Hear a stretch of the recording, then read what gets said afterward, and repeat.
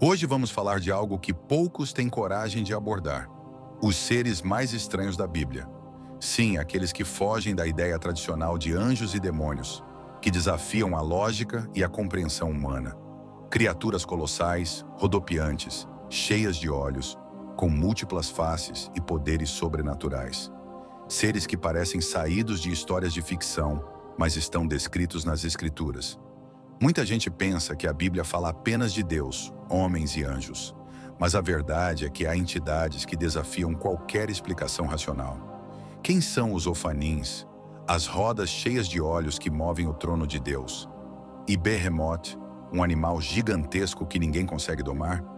E o que dizer de Leviatã, um monstro que cospe fogo e domina os mares?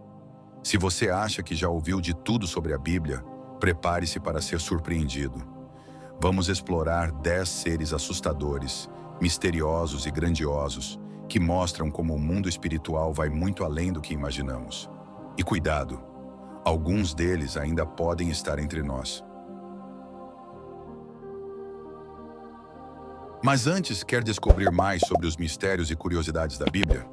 Inscreva-se agora no nosso canal e ative o sininho para não perder nenhum conteúdo.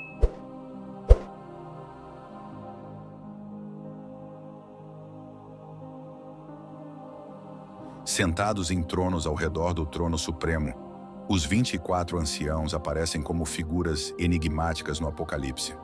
Vestidos de branco e coroados com ouro, eles representam autoridade e pureza diante de Deus. Muitos estudiosos os interpretam como símbolos da igreja glorificada, reinando com Cristo no céu. O número 24 não é acidental. Ecoa as 12 tribos de Israel e os 12 apóstolos, unindo o Antigo e Novo Testamento. Isso sugere um corpo completo de redimidos, testemunhando o cumprimento das promessas divinas. Suas vestes brancas refletem a justificação e redenção dos salvos. Ao lançarem suas coroas diante do trono, os anciãos demonstram humildade absoluta. Mesmo tendo recebido autoridade, reconhecem que toda a glória pertence a Deus. Esse gesto ensina que todo mérito humano é pequeno diante da soberania divina. Eles também cantam um novo cântico, exaltando Cristo como o Cordeiro que foi morto. Essa adoração não é apenas contemplativa, mas ativa, participando do plano divino para os últimos tempos.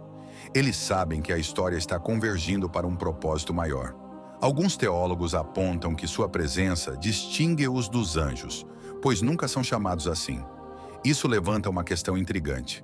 Seriam humanos glorificados?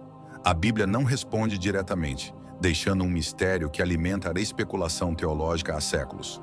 O envolvimento dos anciãos nos eventos proféticos do Apocalipse os posiciona como conselheiros celestiais. Eles reagem às revelações, adoram a Deus e interagem com João, indicando que possuem conhecimento sobre os desígnios divinos e o destino da humanidade. Sua imagem desafia a visão simplista do céu como um local de descanso passivo. Pelo contrário, sugere uma esfera de governo, culto e participação ativa nos eventos cósmicos. Mas há outros seres celestiais que desafiam nossa compreensão, como aqueles descritos na visão de Ezequiel. Entre as visões mais intrigantes da Bíblia, os Ofanins, ou rodas de Deus, aparecem no livro de Ezequiel. Rodas dentro de rodas, repletas de olhos e movendo-se em todas as direções, sem se virar. Um enigma que desafia interpretações e instiga o imaginário teológico. Essas rodas não são apenas um meio de transporte celestial, mas uma representação da onisciência e onipresença de Deus. Seus olhos, espalhados por toda a estrutura, indicam que nada escapa ao Criador. Onde quer que se movam, a glória divina se manifesta, soberana sobre todas as coisas. Elas não se movem sozinhas, mas seguem o impulso dos seres viventes que as acompanham, muitas vezes associados aos querubins. Essa conexão sugere uma harmonia entre a criação e o propósito divino, onde tudo age em perfeita obediência à vontade de Deus. O conceito dessas rodas atravessa séculos e alimenta discussões até hoje. Alguns estudiosos as interpretam como uma descrição simbólica da providência divina, que se move misteriosamente, mas de forma exata e intencional. Outros, mais ousados, especulam até sobre a possibilidade de tecnologia celestial. Ezequiel, ao descrever essa visão, não estava apenas relatando um espetáculo místico, mas revelando uma verdade profunda. Deus não está limitado por tempo ou espaço. Ele se move em todas as direções, age em todas as realidades e não pode ser contido por estruturas humanas. O mais impressionante é que, apesar de sua forma estranha, os ofanins são parte do trono de Deus. Eles sustentam a majestade divina e evidenciam que nada é caótico no plano celestial. Há ordem, há direção e há uma inteligência superior guiando todas as coisas.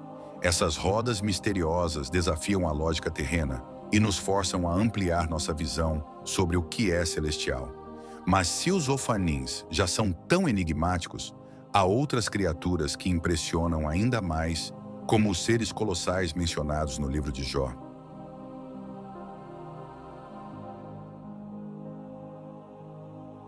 No livro de Jó, Deus desafia o entendimento humano ao descrever Behemoth, uma criatura colossal que nenhum homem pode subjugar.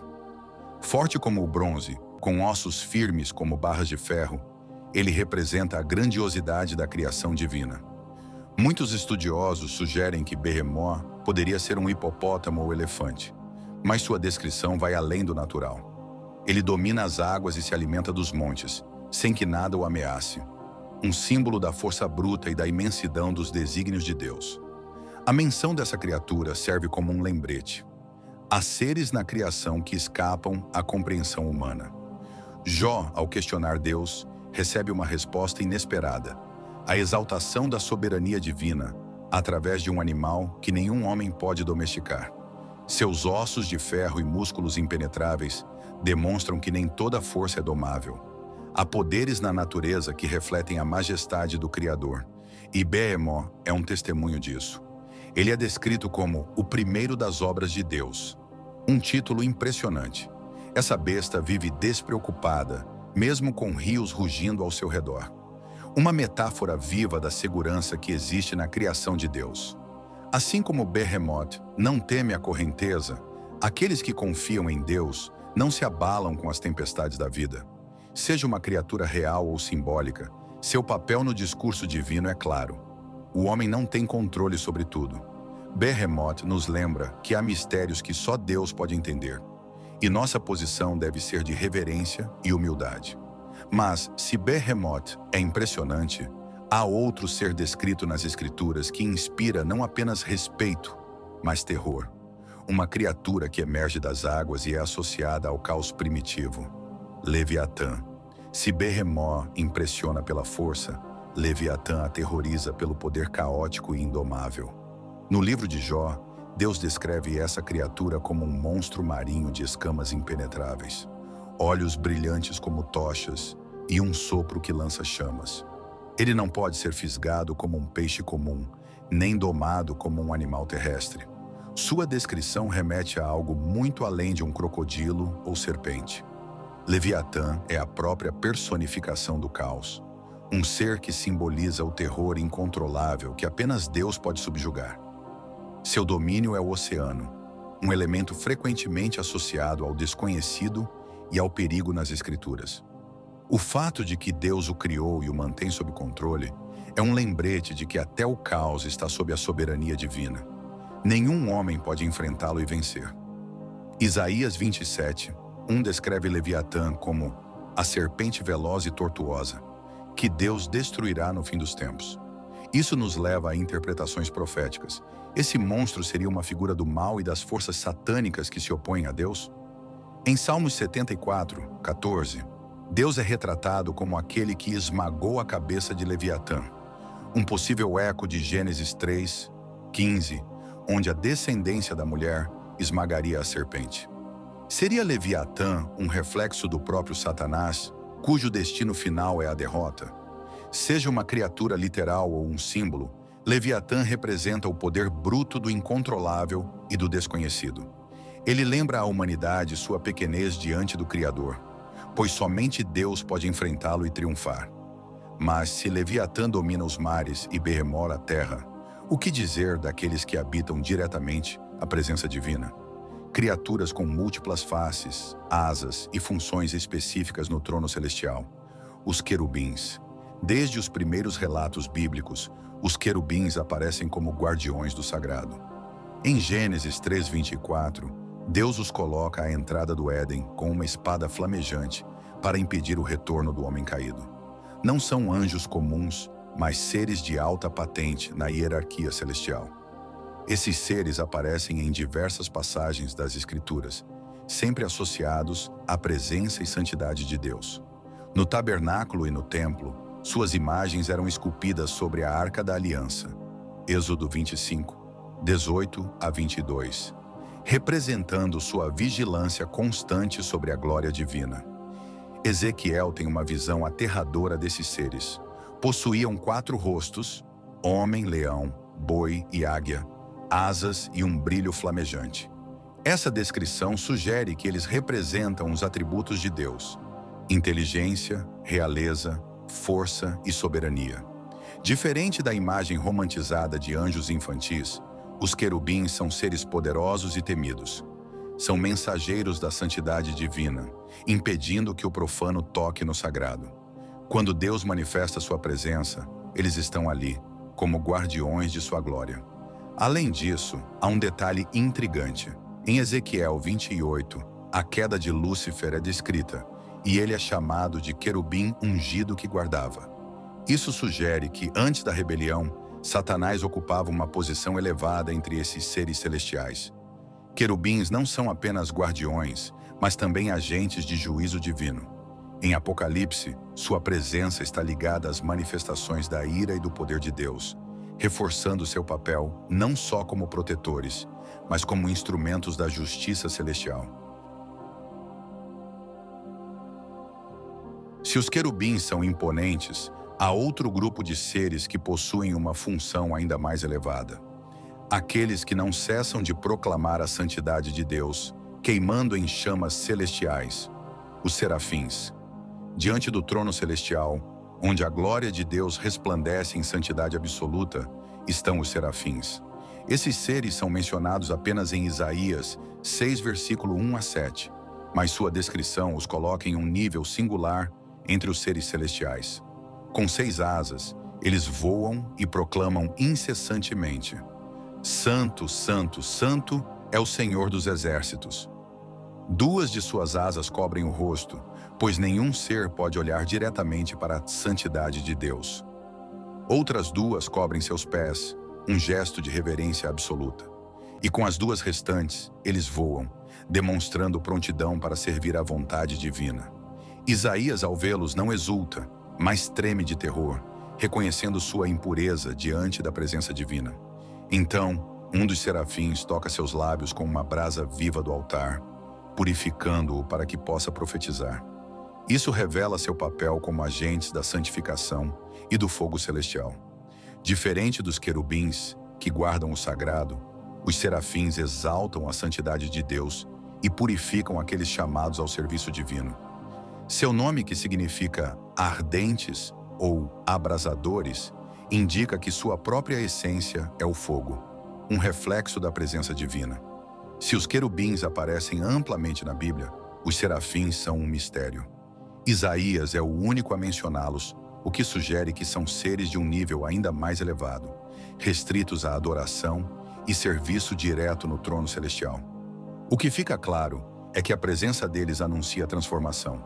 O contato com um serafim não deixa ninguém igual. A purificação é inevitável e a missão se torna inadiável. Isaías, após ser tocado pela brasa, responde ao chamado divino: Eis-me aqui, envia-me a mim. Isaías 6:8. Mas há outro ser misterioso nas Escrituras que, embora não tenha asas, possui um papel tão enigmático quanto. Um sacerdote sem genealogia, um rei sem princípio nem fim, que é comparado ao próprio Cristo, Melquisedeque. Poucos personagens bíblicos são tão misteriosos quanto Melquisedeque. Ele surge repentinamente em Gênesis 14, 18 a 20, como rei de Salém e sacerdote do Deus Altíssimo, abençoando Abraão e recebendo dele o dízimo. Não há menção de sua origem nem de seu fim. Ele simplesmente aparece e desaparece. O que torna Melquisedeque ainda mais intrigante é que ele une duas funções normalmente separadas: rei e sacerdote. Na lei mosaica, os sacerdotes vinham da linhagem de Levi, enquanto os reis surgiam da tribo de Judá. Mas Melquisedeque não pertence a nenhuma delas, antecedendo ambas. No Salmo 110, Davi profetiza que o Messias seria sacerdote para sempre, segundo a ordem de Melquisedeque. O Novo Testamento confirma essa ligação, apresentando Cristo como o sumo sacerdote, não segundo a ordem levítica, mas segundo Melquisedeque. O autor de Hebreus explora esse mistério. Melquisedeque é descrito como alguém sem pai, sem mãe, sem genealogia, não tendo princípio de dias nem fim de vida. Hebreus 7:3. Isso levou muitos a especularem se ele era uma manifestação pré-encarnada de Cristo. Outros acreditam que Melquisedeque era um tipo profético, um modelo que apontava para Jesus. Assim como ele, Cristo é rei e sacerdote ao mesmo tempo, mediando uma aliança superior, eterna e perfeita. O fato de Abraão lhe oferecer o dízimo mostra que Melquisedeque era superior até mesmo ao patriarca da fé. E se Abraão, de quem veio Levi, se sujeitou a esse sacerdote, isso significa que sua ordem é mais elevada do que a lei mosaica. Melquisedeque permanece um enigma, uma figura envolta em sombras que desafia interpretações. Mas se ele já é misterioso, o que dizer de um ser celestial que traz juízo sobre nações inteiras? Um anjo que carrega a própria missão da morte, o anjo da morte. Poucos seres na Bíblia carregam um peso tão temível quanto o anjo da morte. Ele não aparece com esse nome específico, mas sua presença se manifesta em momentos de juízo e destruição, como na 10ª praga do Egito, como relatado em Êxodo 12:23, quando todos os primogênitos egípcios foram mortos. Naquela noite, apenas as casas marcadas com o sangue do cordeiro foram poupadas. Esse evento não foi apenas um castigo, mas uma demonstração do poder redentor de Deus. Enquanto o anjo da morte executava a sentença, aqueles sob a aliança divina eram preservados. Outro momento marcante acontece em 2 Samuel 24:16, quando um anjo destruidor é enviado para punir Israel após o pecado de Davi. Em um único dia, 70.000 homens morrem, até que Deus, em sua misericórdia, ordena que a destruição cesse. O livro de Isaías menciona um episódio semelhante, onde um anjo extermina 185.000 soldados assírios em uma única noite. Esse ser não age por conta própria, mas executa os decretos divinos, trazendo juízo sobre nações ímpias. No Apocalipse, vemos anjos trazendo pragas e destruição. Esses mensageiros não são malignos, mas instrumentos da justiça de Deus. Eles mostram que o Criador não ignora o pecado. Há um tempo determinado para a colheita do juízo. O conceito do anjo da morte ressoa em diversas culturas, mas na Bíblia ele sempre aparece como um servo de Deus, não um espírito independente.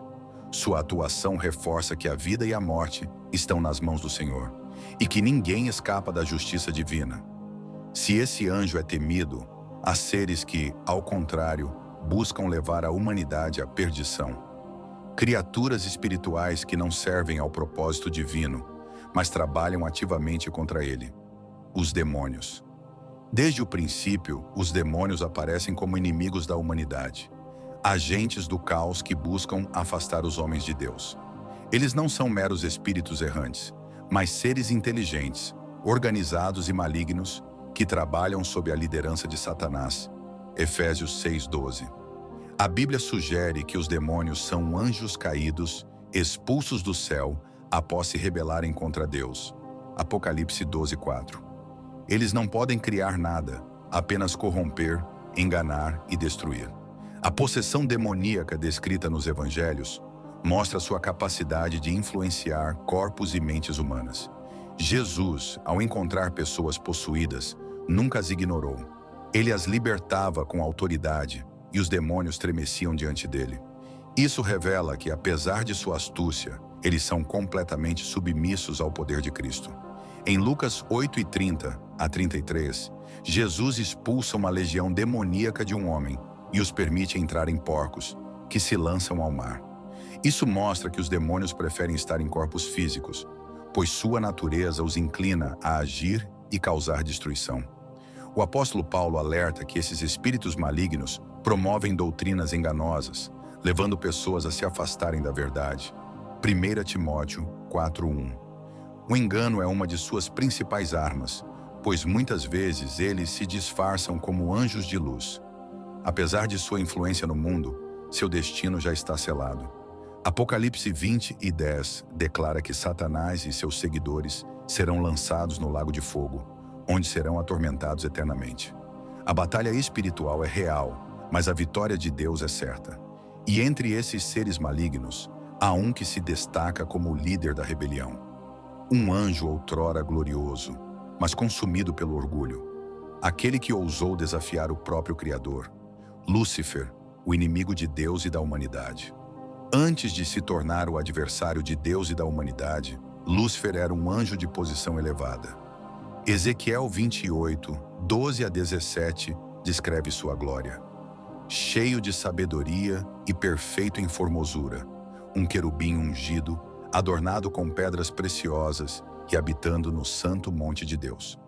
Mas sua beleza se tornou sua ruína. Em Isaías 14:12-15, ele declara: Subirei aos céus, exaltarei meu trono acima das estrelas de Deus. O orgulho o cegou, levando-o a desejar algo impossível, ser igual ao Altíssimo. Sua queda foi inevitável. Lúcifer foi expulso dos céus e se tornou Satanás, o opositor, o enganador, o pai da mentira. Ele não perdeu seu poder, mas sua natureza mudou. De um ser glorioso, tornou-se o príncipe das trevas, arrastando consigo uma terça parte dos anjos. Apocalipse 12:4. No Éden, ele aparece como a serpente astuta, seduzindo Eva com a mesma promessa que o iludiu. Sereis como Deus. Gênesis 3:4-5. Desde então, ele tem trabalhado incansavelmente para corromper e desviar a criação divina. Satanás é o acusador dos irmãos, tentando constantemente enfraquecer a fé dos crentes. Ele tentou até Jesus no deserto, mas foi derrotado pela palavra de Deus. Isso prova que sua força não é invencível. A verdade sempre prevalece. Seu tempo, porém, está contado. Apocalipse 20:10 revela seu destino final: o lago de fogo, onde será atormentado eternamente. Ele pode parecer poderoso agora, mas sua condenação já foi decretada, e seu reinado de trevas chegará ao fim. E assim encerramos a jornada pelos seres mais enigmáticos da Bíblia. Mas antes de concluirmos, precisamos abrir um novo caminho de reflexão. Se há algo que a Bíblia nos ensina, é que o mundo é muito mais vasto do que podemos imaginar. Os seres que exploramos aqui não são meras figuras simbólicas. Eles representam a complexidade do plano divino e revelam que há forças atuando além da percepção humana. Os querubins e serafins nos lembram que o céu não é um lugar de passividade, mas de intensa adoração e atividade espiritual. Os ofanins, as rodas cheias de olhos, mostram que Deus está sempre em movimento, governando o universo com precisão absoluta. Já Behemoth e Leviatã desafiam nossa compreensão sobre o mundo natural e nos fazem questionar o que mais pode existir na criação de Deus. Se esses seres colossais já são descritos nas Escrituras, o que mais pode estar oculto da nossa visão limitada? Melquisedeque surge como um mistério, apontando para uma realidade além do tempo, uma ordem sacerdotal que transcende as linhagens terrenas. O anjo da morte nos lembra que a justiça de Deus é inescapável, e os demônios provam que o mal não é uma metáfora, mas uma força real que busca destruir tudo o que é santo. E então chegamos a Satanás, o maior enganador de todos os tempos. Ele caiu por orgulho, mas continua a influenciar o mundo com mentiras, ilusões e promessas vazias. Seu destino, porém, já está selado. O mal não vencerá. Esses 10 seres revelam uma verdade profunda. A realidade espiritual é muito mais rica, perigosa e fascinante do que pensamos. E agora que você conhece esses mistérios, a grande questão é: quantos outros segredos a Bíblia ainda guarda? Muito obrigado por acompanhar esse vídeo e por se juntar a nós nessa linda jornada pelas histórias da Bíblia. Se você se sentiu tocado e inspirado, inscreva-se no canal para receber mais conteúdos que aprofundam nossa fé e espiritualidade. Não se esqueça de deixar seu like, comentar e compartilhar esse vídeo com quem também busca inspiração divina. Que Deus te abençoe.